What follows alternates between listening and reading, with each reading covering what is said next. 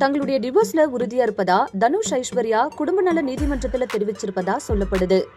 தமிழ் சினிமால நட்சத்திர ஜோடிகளா இருந்த தனுஷ் ஐஸ்வர்யா 2 வருஷத்துக்கு முன்னாடி தாங்க பிரிந்து விட்டதா சோசியல் மீடியா பேஜ்ல ஒன்னா சேர்ந்து அறிவிச்சாங்க. அதையடுத்து பரஸ்பரம் விவாகரத்து கோரி சென்னை குடும்ப நல நீதிமன்றத்துல மனு தாக்கல் செய்தாங்க. அதுல 2004ல நடந்த தங்களுடைய மேரேஜ் செல்லாதுன்னு அறிவிக்க வேண்டும்னு கோரிக்கையும் வச்சாங்க. இந்த வழக்கு சென்னை குடும்ப நல நீதிமன்றத்துல நடந்து வருது. இதற்கிடையில தனுஷ் ஐஸ்வர்யா 2 முறையும் கோர்ட்ல ஆஜராகல. அதனால இவங்க தங்களுடைய மகன்கள் யாத்ரா லிங்காக்காக ஒன்னா சேர்ந்து வாழ முடிவு எடுத்திருக்கலாம்னு சொல்லப்பட்டது. இந்த நிலையில இவங்க வழக்கு விசாரணை இன்னைக்கு காலையில நடந்தது. அப்போ தனுஷ் ஐஸ்வர்யா 2 பேருமே தனித்தனியா கோர்ட்ல ஆஜராகி இருக்காங்க. அவங்க கிட்ட நீதிமன்ற கதவுகள் அடைக்கப்பட்டு ரகசியமா விசாரணை நடத்தப்பட்டிருக்கு. அப்போ 2 பேரும் தங்க டிவோர்ஸ்ல உறுதியா இருப்பதா தெரிவிச்சிருக்காங்களாம். அதையடுத்து இந்த வழக்கோட தீர்ப்பு வர நவம்பர் 27ஆம் தேதி அறிவிக்கப்படும்னு நீதிபதி சுபாதேவி தெரிவிச்சிருக்காங்க.